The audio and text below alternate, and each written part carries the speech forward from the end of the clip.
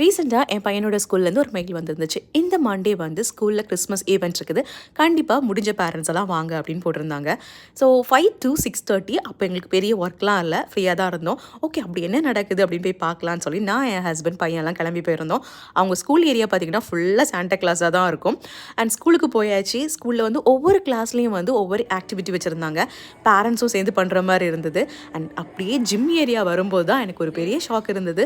அங்கே சூப்பராக நிறைய ஃபோட்டோஸ் எல்லாம் டிஸ்ப்ளே பண்ணியிருந்தாங்க. இவங்க பண்ண ஆக்டிவிட்டீஸ் எல்லாமே ஃபஸ்ட்டு காட்டினதெல்லாம் ஜூனியர் கேஜி, சீனியர் கேஜிஸ் பண்ணது. இதெல்லாம் வந்து ஒவ்வொருத்தவங்களும் ஒவ்வொரு தீமில் சால்ட் யூஸ் பண்ணியிருந்தாங்க.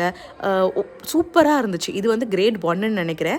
பக்கத்துலேயே வந்து எந்தெந்த கிளாஸ் அப்படின்னு மென்ஷன் பண்ணியிருந்தாங்க. இந்த ஃப்ரேம் பண்ணியிருக்காங்கல்ல, இதெல்லாம் வந்து சீனியர் கேஜின்னு சொன்னால் நம்பவே முடியாது, அவ்வளோ அழகாக இருக்குது. பட் கண்டிப்பாக இதுக்கு பின்னாடி மேமோட எஃபர்ட் வந்து பயங்கரமாகவே இருக்குது.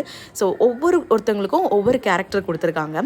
இந்த பேஸ்டல் கலர்லாம் பார்க்கும்போது எனக்கு ஏதோ ஒரு பெரிய கிளாஸ் பசங்க தான் பண்ணாங்க அப்படின்னு ஒரு தாட் இருந்துச்சு. ரொம்ப அழகாக இருந்து என் பையன்கிட்ட கேட்கும்போது அவன் சொன்னான், இதெல்லாம் ஏன் கிளாஸ் பண்ணதாமா அப்படின்னு சொல்லிட்டு. என்னால் நம்பவே முடியல. அப்போது திரும்ப திரும்ப கேட்டுட்டு இருந்தேன், சீரியஸாக அவன் கிளாஸ் தானா? ஏன்னா அவன் கிரேட் 2. அப்புறம் தான் அவன் ஒரு பேப்பர் எடுத்து அப்படி பின்னாடி திருப்பி காட்டினா அதில் ஜாயின்னு எழுதி இருந்துச்சு. அண்ட் கீழேயும் மிஸ் டிக்னன் கிளாஸ்